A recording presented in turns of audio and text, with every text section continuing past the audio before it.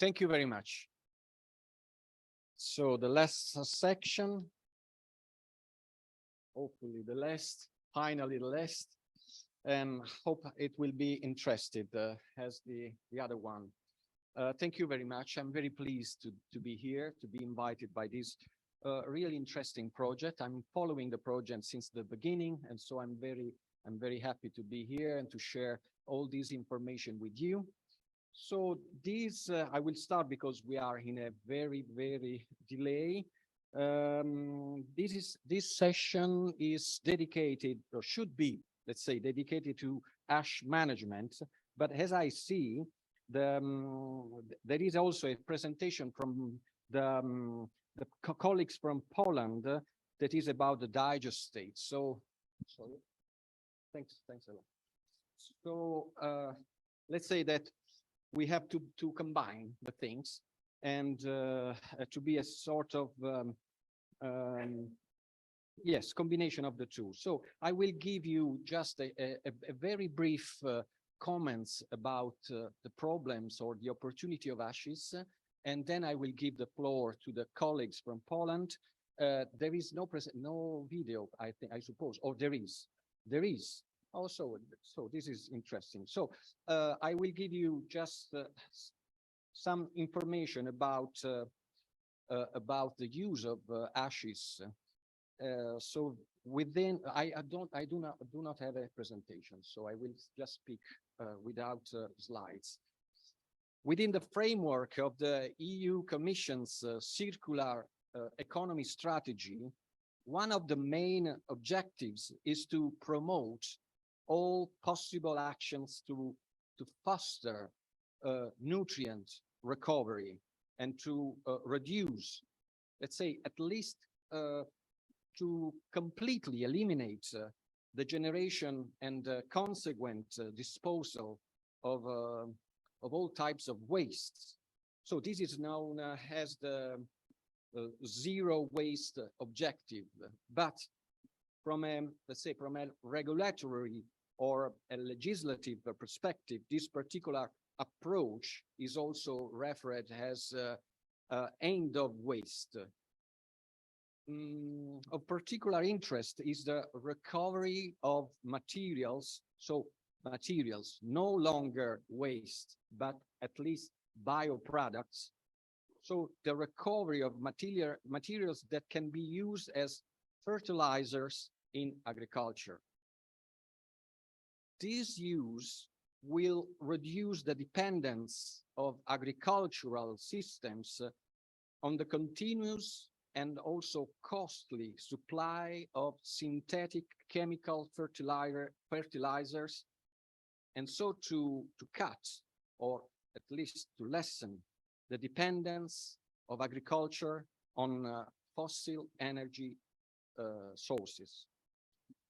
Is therefore appropriate to promote the circulation of nutrients by recovering these nutrients and to use these nutrients in agriculture. So one of the most urgent needs is to expand the range of fertilizer products and to include secondary material, that is to say, residues, into agriculture. So when considering the lignocellulose feedstock that are used in energy conversion processes, there are essentially two different options. The first option is thermal oxidation materials from combustion. So combustion means that this is a process under non-limiting oxygen conditions. The second option is thermal decomposition materials from pyrolysis or from gasification, or a combination, pyro-gasification. This means that the process is performed under limiting oxygen conditions or in the total absence of oxygen. So the former solid residues, the one from combustion, refers to the so-called ash-based material, while the latter, the material coming from pyrolysis or gasification, refers to biochar materials or biochar-like material. So both are now recognized, also according to the law, to the European law, and consequently, let's say, hopefully from the Italian law also, both are now recognized as, and are also authorized as fertilizing products under the new fertilizer regulation that was approved in 2019 and is now currently came into force in 2022. So just last year in July, if I well remember. So 3 conditions must be met before these materials can be used as a fertilizer. The first condition is that these materials do not lead to an overall negative impact both on the environment and on the human health. So it is so-called criteria that is established as do not harm the environment, do not harm the human health.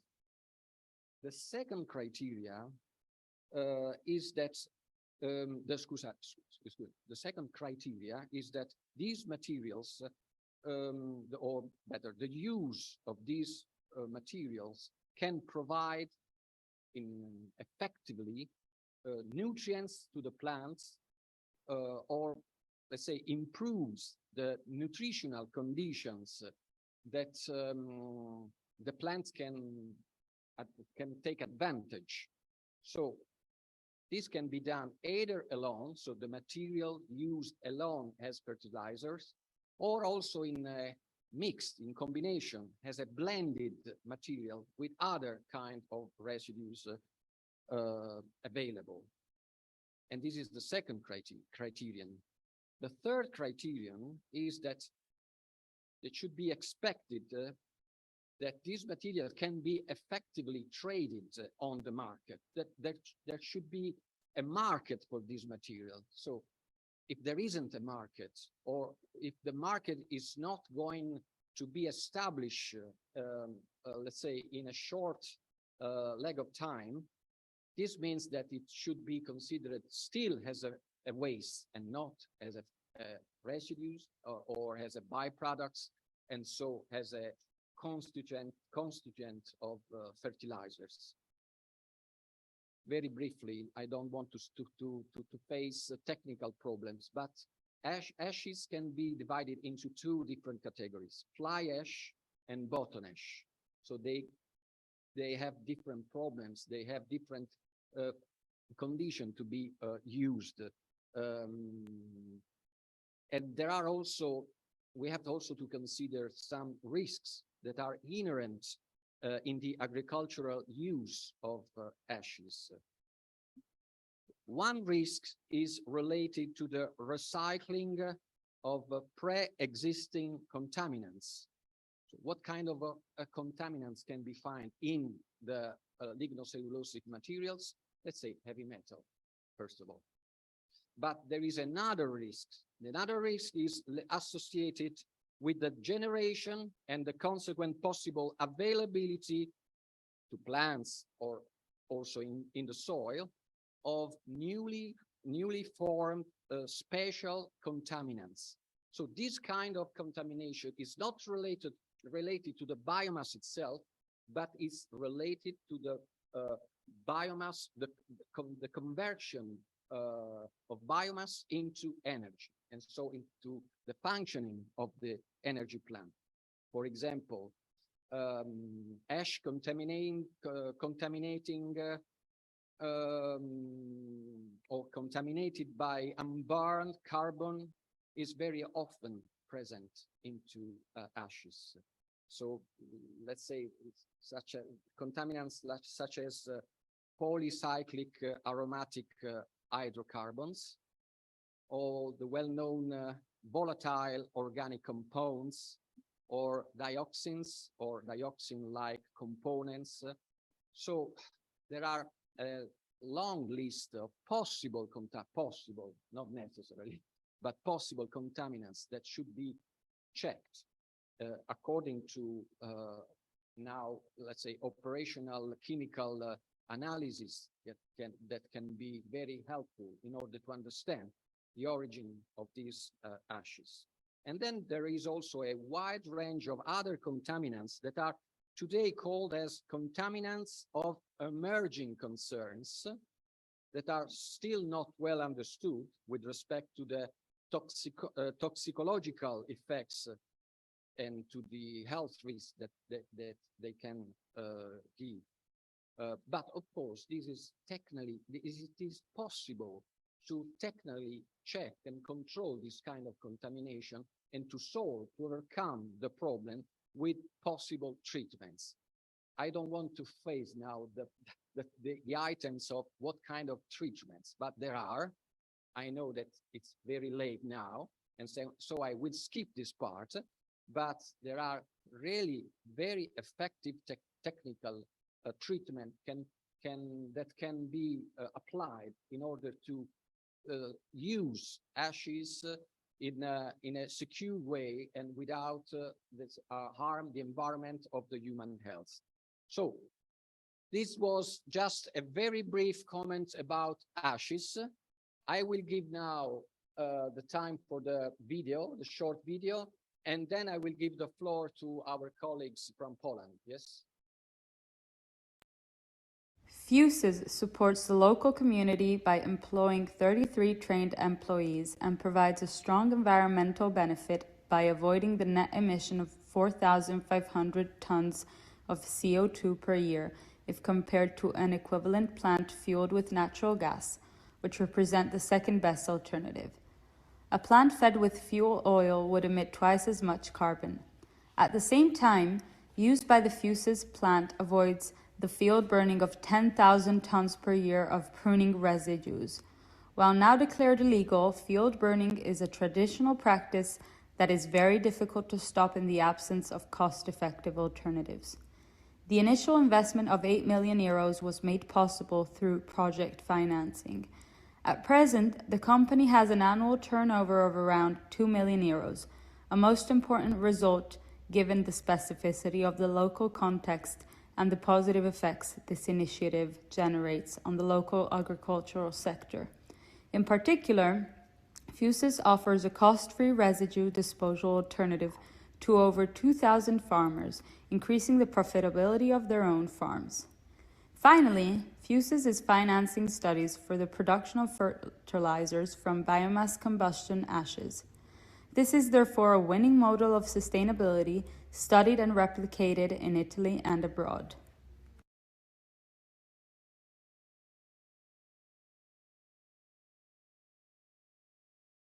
So thank you very much. Now the floor is dedicated to the Polish good practice, the experience from the Polish colleagues. So Janusz Golasewski, very difficult to say, but it's okay. So he will present the Polish good practice digestate added value from an agricultural biogas plant. So you say digestate and ashes could be useful in order to improve the fertility of our soil. In a sense, the similar activity to improve the soil.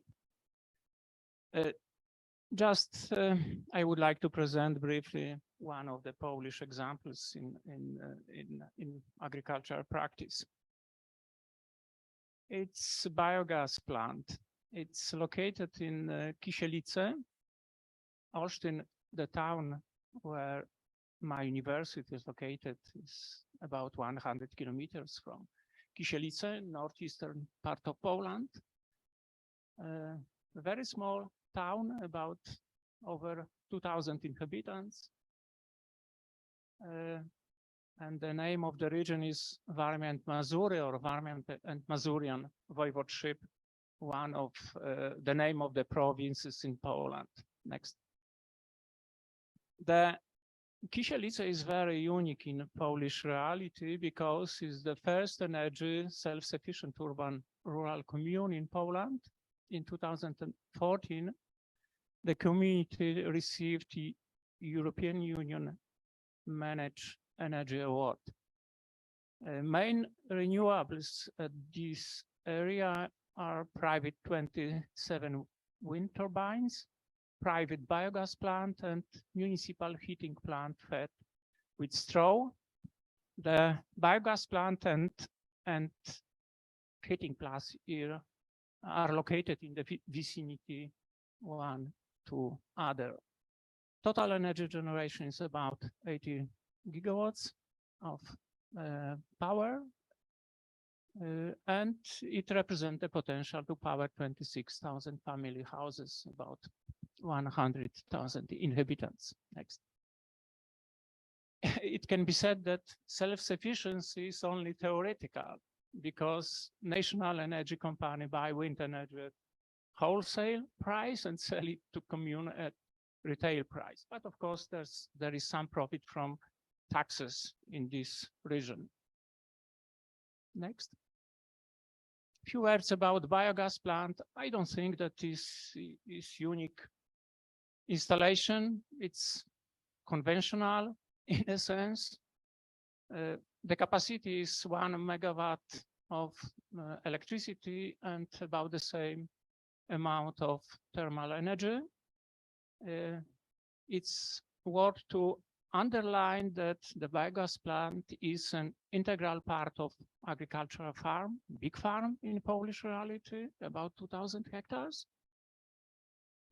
Of course, the sections of the installation are typical: harvest and sealing and storage of maize silage and the transport of slurry, fermentation digester and secondary digester, digestate tank, and a cogeneration system with a capacity of about 1 megawatt.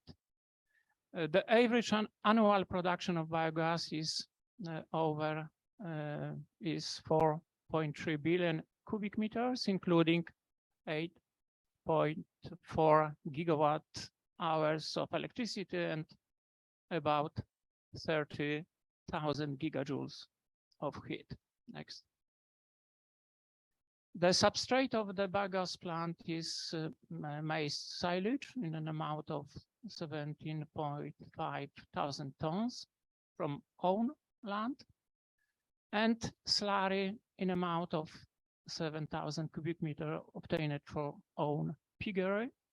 The primary herd of the piggery is 400 sows. Next. Energy supply, electric power is sold to an electrical grid, to national company. In Poland, we have only national companies related with distribution and supplying power to our homes. It's in a sense of such, say, quite big installation. There is a private, there is the agreement between the owner of the biogas plant and electricity network operator. Heat generated at the plant is used internally on the farm, while part of it is sold to the municipal district heating system in Kisielice. Next. Of course, this biogas plant make all pillars of sustainability. First of all, there is the economic dimension, here by the price for sold kilowatt of electric power on cost of operating the biogas plant, plus price for blue certificates. And a social dimension is the quantity and price of heat power sold to the district heating system in Kisielice municipality. And of course, environmental dimension is related to the mass of digestate that ends up on farm fields. Next. Of course, in accordance with the principles of good agricultural practice, the digestate of the biogas plant is used for organic fertilization of own land, quite big farm. And according to the current soil analysis, the systematic enrichment of the soil with digested organic matter had a positive effect on the concentration of organic carbon in the soil at the level of 2.2% in this farm. When we compared this with overall Polish indicator is about 1 to 2% for 56% of arable land in Poland. So there is evident profit for the farm by increasing fertility of own soils. So I suppose that the main issue in the context of digestate, which we considered similarly as ashes from burning biomass. Thank you. And finally, infographics. Okay.